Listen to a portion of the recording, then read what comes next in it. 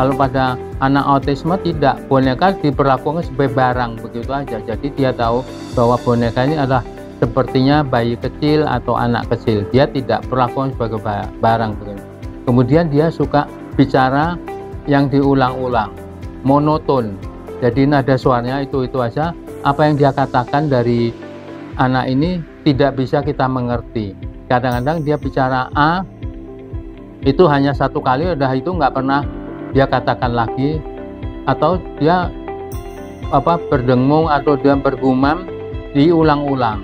Kemudian kalau ada perubahan atau misalnya dia sedang main, kemudian kita mainannya itu kita ambil atau kita alihkan, dia marahnya luar biasa. Jadi ada perubahan kecil pun sangat mengganggu emosi atau perasaan daripada penyandang autisme ini. Karena itu saya harapkan para orang tua, keluarga, atau siapapun yang melihat bayi dalam perkembangannya demikian ini untuk segera membawa ke rumah sakit Hermina agar bisa dilakukan deteksi dini serta pengobatan atau penyembuhan yang tuntas. Oleh karena apa? Semakin dini, semakin awal kita temukan, semakin besar kemungkinannya dia akan bisa kembali seperti anak yang normal, yang tidak pernah mengalami gangguan autisme itu. Di dalam penanganannya ini, yang penting adalah anak itu sendiri, kemudian yang kedua, keluarga atau orang tua atau saudara-saudaranya. Semua harus terlibat, memperlakukan anak dengan cara yang sama. Kita sayang tapi bukan dimanjakan.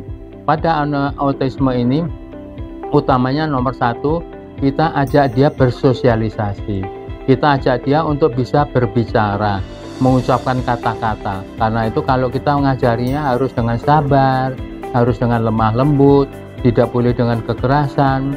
Alangkah baiknya kalau dia nyaman di rumah, ya di rumah saja. Kalau misalnya orang tua karena satu dan lain hal tidak cukup waktu, boleh dibawa ke klinik tumbuh kembang. Nanti di sana anak akan dipertemukan dengan anak-anak lain yang sebaya atau 1-2 tahun lebih muda atau beberapa tahun lebih tua.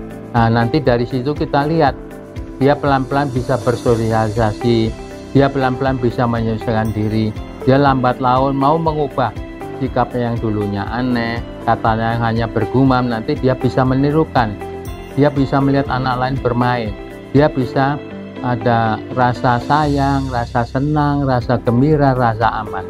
Biasanya anak autisme kalau dibiarkan saja, dia sifatnya aneh sekali. Setiap perubahan kecil, misalnya waktu makan atau misalnya mau tidur, itu luar biasa dia. Dia melakukan tingkah laku yang membuat orang tua kesal. Oleh karena itu saya harapkan orang tua dalam menghadapi kasus-kasus demikian berlaku sabar, santai, penuh kasih sayang, tapi bukan dengan memanjakan. Saya harapkan penjelasan singkat ini bisa dimaklumi dan bisa dimengerti.